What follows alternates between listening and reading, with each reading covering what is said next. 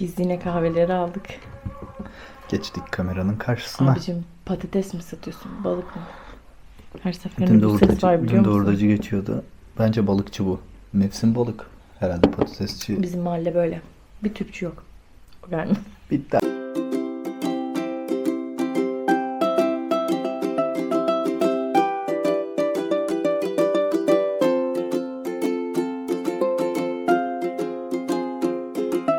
Herkese merhabalar. Ne yapıyorsunuz arkadaşlar? Nasılsınız? Gününüz nasıl geçiyor? Bizim çok şükür güzel gidiyor. Bizi sorduysanız eğer. Geçenki videodan sonra bu arada bayağı bir herkes beni markacı zannetmiş. Hayal kırıklığı. No. Allah aşkına belli olmuyor mu adam her şeyini özel seçiyor. Peki bugünkü konumuz ne? Bugünkü konumuz geçen konuştuğumuz konuyu hatırlıyor musun? Kadın erkek arasındaki klişeleri konuştuk. Tamam. Bugün de ebeveynlikle ilgili klişeleri konuşacağız. Bunlarla ilgili kıyaslayacağız birbirimizi. Taze ebeveyn olarak. Evet, diyorsun. aynen. Hey ben Var de. ya bu telefonu biri ele geçirse neler çıkar. Hey bendeki notları çıkar bakalım. Hazır mısın? Evet. İlk klişeyle geliyorum sana. Hazırım bakalım. Gelsin. Anneler her şeyi bilir, babalar ne yapacağını bilemez. Yanlış. Bence de yanlış yani. Hiç böyle bir durum bizde söz konusu değil. Hatta bence şartlar eşit. Bence Ama de. şöyle bir durum var. Annelik içgüdüsü diye bir şey var. Tabii ki de o kesinlikle var. Ama bence bu anne ve baba için eşit bir durum. Yani anneler de babalar kadar bilemeyebilir.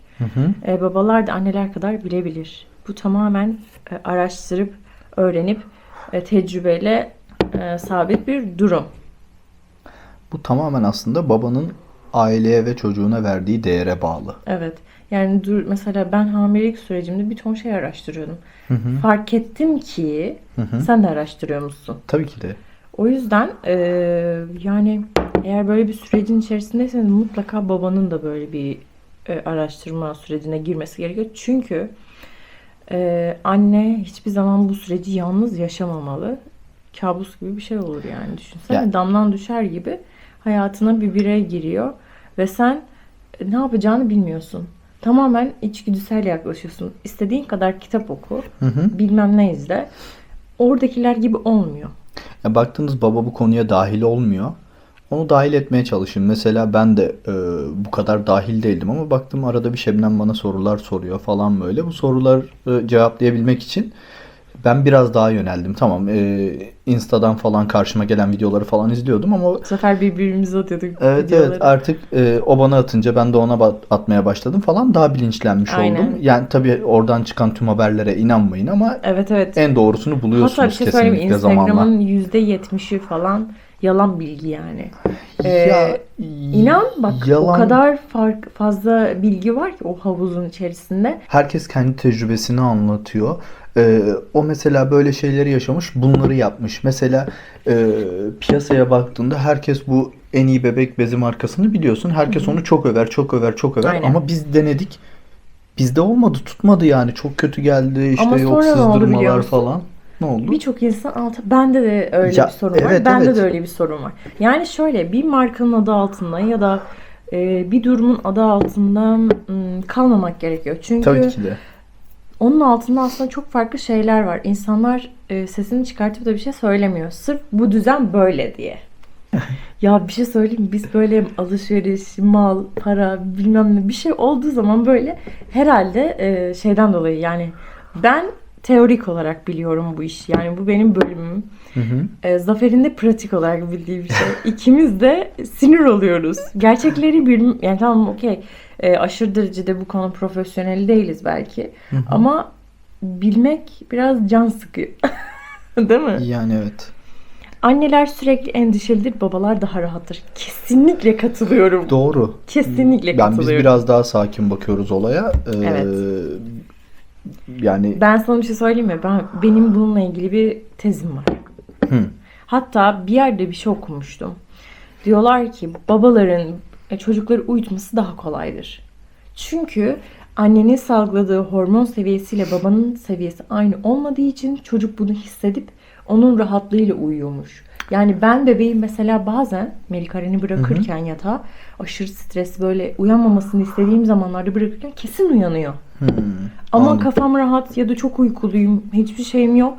Direkt hiçbir şekilde uyanmıyor bu çocuk. Uyuyor yani. Ya şimdi Melik Aren konusunda yola çıkarsak uyku konusunda bende uyumuyor. Evet. Ama gaz çıkarma konusunda bende gaz çıkarıyor. Evet. Rahatlığı. Ya şöyle uykuyu genelde tamam babalar uyutsun falan diyorlar ama bebek uyumuyor arkadaşlar. Ya şöyle Bebekler babalarından çok annelerinde rahat ve güvende hissettikleri için annenin yanında uyuyorlar. ya şöyle bak kaç kere yaşadım. Melik Aren'i tam böyle pışpışlıyorum falan böyle gözlerini kapatıyor ve hissediyor mu benim kucağımda olduğunu artık bilmiyorum ama son saniye gözlerini çat diye açıyor ağlamaya başlıyor. Ben Ondan annenin sonra yanında değilim. Aynen. Ulan. ondan sonra sana verdiğimde 2 dakika içinde uyuyor. Evet. Bebek ilk ağladığında kim harekete geçiyor bizde? Zafer. Ben geçiyorum. Çünkü daha hızlı ve genelde Melikaren ağlıyorsa genelde emzirmemi istediği içindir, değil mi? Genelde ondan oluyor ya da çok sıkıldığından. İlk müdahaleyi Zafer yapıyor, sonra bana getiriyor. Babalar sadece eğlenceli aktiviteler yaparlar, anneler disiplin sağlarlar. Yok. Hayır aslında ya, Hayır. biliyor musun? Bazı tanıdıklarımızda baba disiplin sağlıyor, Evet, anne evet. oyun oynatıyor. Yani çok yakın tanıdıklarımız var aslında ama. Bence öyle yani. Kişiden kişiye değişiyor. Kötü polis, iyi polis olayı tamamen. Evet evet. Bizde daha kötü polis iyi polis daha olmadı. Bakalım Evet, daha çocuk 1 anlamıyor. yaşından sonra falan artık kötü polis iyi polis olacak mı bizde? Ya büyük ihtimalle kötü polislerin olacağım gibi görünüyor. Çünkü Zafer böyle Gibi. çok daha yaklaşıyor. Duygusal yaklaşıyor.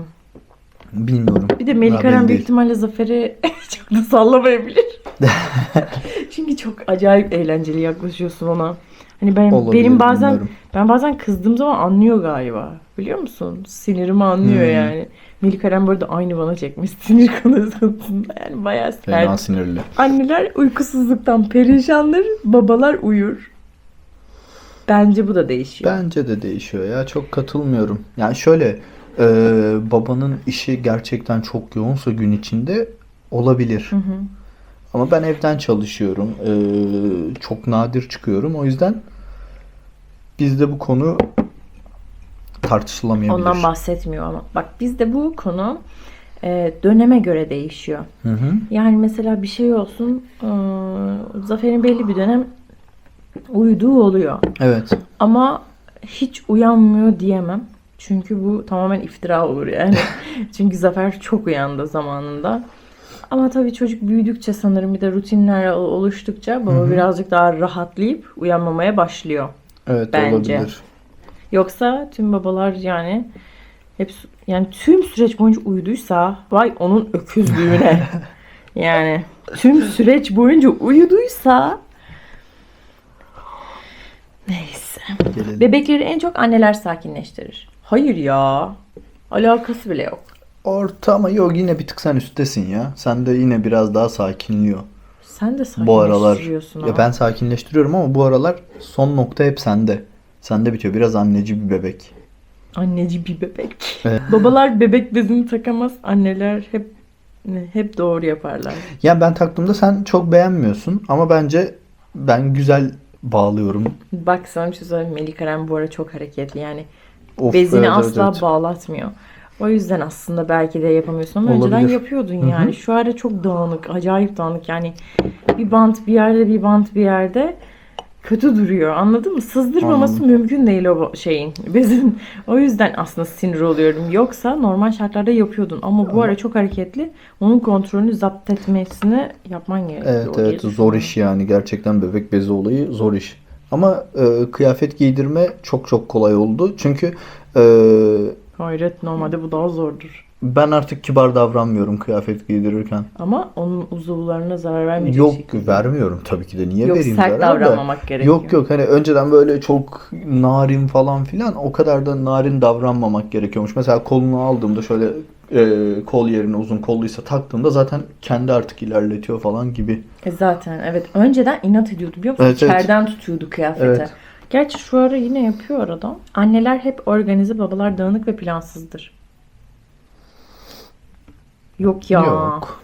Ben sana bir şey söyleyeyim mi? Bu klişeler hiç doğru değil gibi geliyor bana bazen. Ama bazıları doğru alttan ama şöyle organizedir. Yani ben normalde de öyle biriyim. Yani şu anki duruma göre bakılırsa zor yani. Bence değil. Sen normalde de dağınık mısın? Bazen.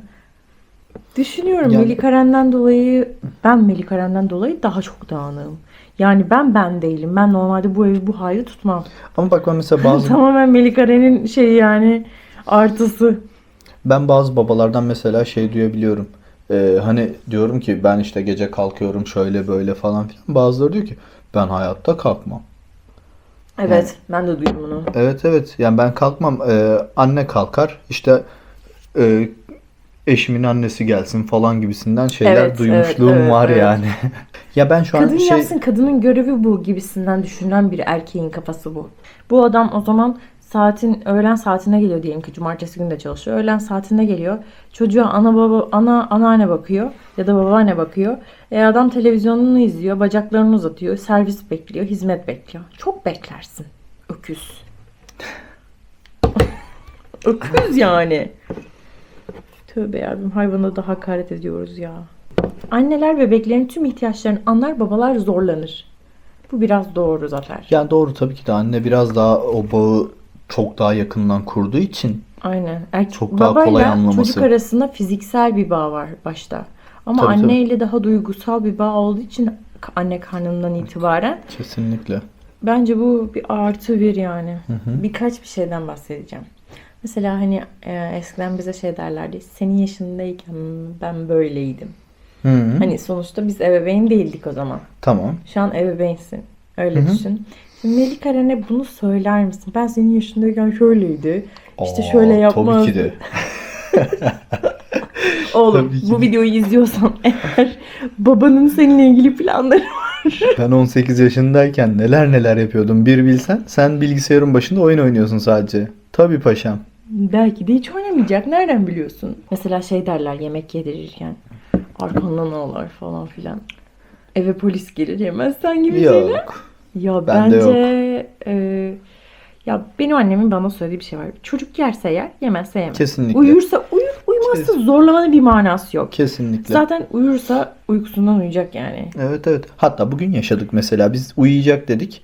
Uyumadı. İşte emzirdi. Bir Çok da baktık şey yapmadım çat yani. diye gözler Ama sana açıldı. bir şey söyleyeyim mi? Ben genel olarak zorla uyutmuyorum. Fark ettin Evet mi? evet. Biz zaten hiç zorla uyutmuyoruz ki. Kendi kendine uykusu geldiğinde mesela ağlıyor. Mesela diyor ki uykum var ben artık. Hatta Ama Melike'nin bir huyu var. Uykusu geldiği zaman aynen. yapıyor. Çünkü ben onu uyuturken eğliyorum ya. Bir de uyku saatleri net belli. Hiçbir şekilde taviz vermiyor. Evet Yani kendisi. mesela Ben onu ayarlamadım. Kendi kendine öğlen ayarladı. uykusu 1.30'da net bellidir. O çocuk 1.30'da uyuyor. Uyumazsa İlginç. çok sinirleniyor ama. Evet evet. Çok uykusu Yani geliyor. böyle çat diye oturtturmuş mesela öğlen uykusunu. Mesela diyelim ki çocuğun büyüdü. Evet. Bilmem ne bir şey kıyafeti giydi yani. Kendince bir tarzı var. Hı hı. Tamam bol kıyafetler güya diyelim yani. O Tamam. zamana uygun değil. Hı hı. İşte komşulara karşı işte bak işte çocuğun hakkında işte böyle şeyler giyiyor. Zafer sen oğluna bir şey söylemiyor musun? Birisinden Yani bir şey söylerlerse ne tepki verirsin? birinin ne söylediğine bakmam. Ben kendim bakarım, kendim ölçer, biçerim.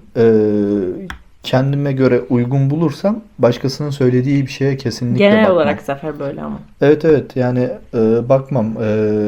Abartılı bir şeyse ben zaten uyarırım. Oğlum yapma, giyme Ben sana işte bir şey böyle söyleyeyim olur, mi? Bana şöyle göre olur bu gibi. doğruysa yaptığı şey Hı hı. daha fazla abartmasın. Ben de inat yani anlıyor musun? İnada Evet biner o evet. iş. Çünkü karşı taraftaki benim çocuğuma böyle bir şey söyleyecek ve bana göre yaptığı şey doğruysa bunun acayip desteklerim. Yani bunu desteklerim. Yok ben karşı tarafın ne dediğine bakmam. Ben de bakmam Dinlerim. zaten ama Şuradan sinirimden girer karşı tarafı şuradan şey çıkar yaparım. yani. Kafama bile takmam. Bize mesela diyorlardı işte çocuk olsun bak göreceksiniz şunu yapamayacaksınız bunu Evet. yapamayacaksınız dedikleri her şeyi yapıyoruz. Ama ben ne demiştim? Yani de, yani yapamayacaksınız dedikleri her şeyi yapıyoruz. Örnek olarak mesela yarın yine çıkacağız şehir şehir dolaşıp sokak lezzetleri Evet. işte tarihi yerler gezisi yapacağız mesela. Aynen. Ve bunu Melik Aren'le yapacağız. O da kesecek. Ama sana bir şey söyleyeyim mi? Bak yapamaz dedikleri şeyleri insanlar kendi hayatlarına göre düşündükleri için söylüyorlar. Bak benim Kesinlikle. annemle babamların zamanında bu kamera olmuş olsaydı Büyük ihtimalle neler neler onlar da çıkardı. çekerdi biliyor musun? Neler neler Çünkü çıkardı. zaten benim çok fazla fotoğrafım var. Çok gidilen yerler çekilmiş. Tüm neredeyse şehirleri gezmişler. Tek başına arabayla gezmişler. Hı hı. Yani bunu yapmışlar. Demek ki Kesinlikle. sadece bir kamera eksikliği. Yapılabiliyor. Yapılabiliyor tabii ki de. He, Ama o zaman dönemlerde de çeken yok, çekemezdi. O dönemde öyle bir kamera yoktu ya. iyi kamera yok işte. Bu kamerayı o ana denk getirsene. Çok güzel olmaz mıydı? Bence geç değil. Şimdi onlara bir karavan alsak. Hayır ya, ondan bahsetmiyorum. Hayır, şu kamerayı o anı ışınlasan. Of. Babam var ya, bunun hard disklerini bitirirdi komple. Severdi, bir de seviyordu hatta Evet. teknolojik ürünleri falan. Çok İnceler, seviyor. inceler, bakar. O zaman böyle Aynen. bir teknolojik ürünler olsa Ya bilim adamı olabilirdi. biliyor musunuz, benim babam yeni eve bir teknolojik bir şey gelsin. Hemen onu alır böyle. İnceler. İnternette araştırır. Şurasında şöyle var. Şurada acayip eğlenceli Tabii aslında. tabii. Ve bir şey söyleyeyim mi? Yani herkes öyle olmuyor yani. Çok Tabii ki de aşırı olmuyor. derecede Mesela- araştırıyor. Mesela geçenlerde arabasının kumandasının pili bitmişti. Tamircisi demişti şuraya götür abi, şöyle şöyle şuralara götürmek gerekiyor. Şunlar halledecek. Hemen YouTube'dan açmış bakmış. Evet, Nasıl bu arada değişiyor? YouTube'dan bayağı izliyor yani. Evet evet, nasıl değişiyor bakmış hemen. Bu gitti aldı geldi Ha, kendi gitti taktı. aldı geldi, Zafer bakalım şunu Aa. takalım falan diye. Dedim baba sen halledersin dedim. Bir baktım takmış Devir getirmiş. uyanıklık devri arkadaşlar. Her şeyi yok şuraya götür abi şuraya. Tamam okey, bir yerden ticaret dönmesi gerekiyor ama tabii yani ki o de. kadar da değil ya. Oyun oynama, kitap oku. Bu cümle hakkında ne düşünüyorsun? Yok, ikisini Çocuklara birden yap. söylemek. Öyle bir şey yok. İkisini birden yapabilir yani, oyun oynama, kitap oku falan. Yani 8-9 yaşından sonra tamam, artık kitap okumayı biraz daha Arttırması gerekiyor. arttırması gerekiyor. Oraya yönelmesi gerekiyor ama bu çocuğun oyun oynaması gerekiyor. Çocuk. Yani çocuk Evet, her şeyi zamanında yaptığını düşünürsen Tabii bence ki oyun de. oynamalı zaten. bu. Ya ona bakarsan biz mesela okuldan çıkıyorduk. Direkt dışarı bir çıkıyorduk. İşte telden arabalar falan yapıyorduk. Tahtadan bir şeyler yapıyorduk falan filan. Günümüzün yarısından fazlası dışarıda geçiyordu ama herkes okudu mu? Okudu bizde. Evet. Yani bu bir engel değil. Kesinlikle değil. Çocuk çocukluğunu yaşamalı. Mesela şeyi anlatalım mı? Ve çocuk çocukluğunu evin içinde yaşamamalı. Dışarı çıkarmalısın. Aynen. Sürekli Ama Zafer, dışarı çıkarmalısın. Ya şu ya dönemde şuna inanmıyorum ama. Senin yaşadığın dönemin güvenlik şartlarıyla şu anki değil. dönem aynı Değil. değil. Ya sizle beraber çıkmalı ama mesela şu an diyor ki ben çocuğumu çıkarır çıkarmaz hasta oluyor. Ama sen çocuğunu çıkarmamışsın ki, çocuğun tanışmamış ki yerle, toprakla falan. En iyi örneği ben Müco'dan vereyim. Müco 6 aylıkken, hatta pardon 8 aylıkken falan parka geliyordu mesela. Biz top oynarken çocuk orada toprağın üzerinde emekliyordu. Canavar Şu anda gibi da çocuk. o parkta. Evet. Hala parkta. Canavar gibi çocuk benim Müco'm şu anda. Ben ne diyecektim? Ne diyecektin? Ama Zafer dedin. Neyse ya. Hemen B. B başlıyoruz bugün. B 12, 13, 14, 15, 16, 17, 18, Hayır 19. arkadaşlar, ben double X seçiyorum. Beni kimse B, C, D alfabeyi şey yapamaz yani. Çok sıkıldım. Tek tek ilaçların takviyelerin hepsini kendim sıralamaktan. 3 tane takviye var. Onu içiyorsun. Tak. Olay bitti. Bir daha Katılıyorum. hiç uğraşmıyorsun. Kullandığımız takviyeler hakkında bilgi almak isterseniz yoruma yazın. Detaylarını yazabiliriz size. Evet. Tavsiye edebiliyoruz o ürünü, Yani bu gözümüz zamana kapalı. kadar hasta aşırı derecede abartılı bir hastalık geçirmediğimizi çok şükür. Yani onların da yardımcı olduğunu düşünüyorum. Tabii ki Kesinlikle. Allah'tan her şey de. Özellikle ben Emvey'in Garlic diye bir hapı var. Hasta olacaksam 2-3 gün bir gömüyorum. Çat diye kendimdeyim. İlginç. Yani Çünkü full sarımsak sarımsak. yemediğim için hapını kullanıyorum. Zaten görseniz kokusu ve tipi aynı Evet sarımsak. evet. Birebir aynı. Her neyse ya, ürün yerleştirme oldu, fark ettin mi? Mesela çocuk şu an Melih Eren kitapları falan bayağı seviyor ama tabii Evet. ki ilerleyen zamanda ne olur hiçbir fikrim yok. Kesinlikle. Oyun oynamaktan kastımız da mesela çocuk belli bir yaşa kadar oyun oynayacak, tamam, bu sen diyorsun ya Hı hı. 8 yaşına kadar falan kitap okumasın, sonra biz mesela hatırlıyor musun? Marketin varken Mücahit'le Ercan'ı alıp İçeride zorla kitap okuttu. Evet evet. Kitap okutturup ödül veriyorduk falan. Ya şöyle biz yeni evlenmiştik o zamanlar. Zafer dükkan işletiyordu. Mücahit'le Ercan da bizim dükkana hep gelirdi yani. Zaten oranın marketin çocuğu gibi bir şeydi. Evet. Sonra işte bunlar okul çıkışı gelmişler. Çok fazla tamam aktivite kendilerince oyun oynuyorlar ama kitap okumuyorlarmış. Onu öğrenmiştik. Ama Mücahit okuyormuş galiba birazcık da. Evet evet, Nazım biraz okutuyordu onu, Aynen. zorluyormuş onu. Biz de aldık onları, ikisini ayrı yerlere oturtturduk dükkanda böyle farklı. Ben ikisinin arasında gidip geliyordum kitap okutturup.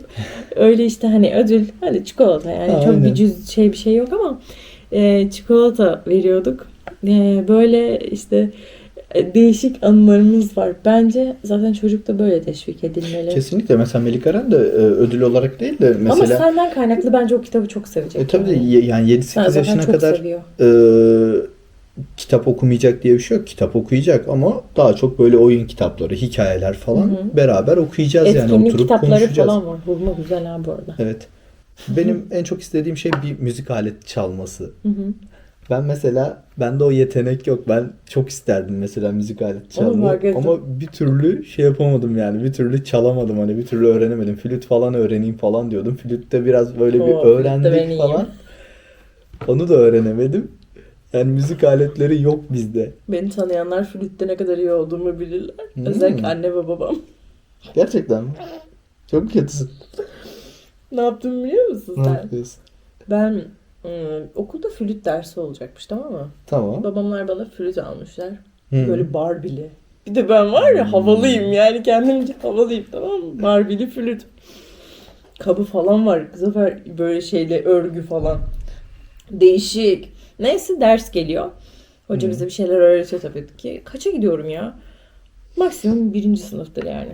Hı hı. Neyse eve geliyorum. Kameranın şarjı bitiyor. Bir şey öğrendim diye. Tamam. Melodiyi diye evde herkese konser veriyorum.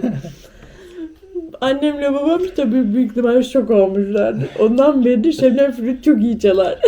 Ya bir tane flüt markası vardı ya. O zaman bize onu alacaksın falan diyorlardı. Blok flüt bu arada bahsettiğim şey. Hayır, ben normal flüt diyorum da neydi? Helvacı Bilmiyorum. helvacı oldu bir bir şey, bir değişik falan böyle bir markası vardı falan.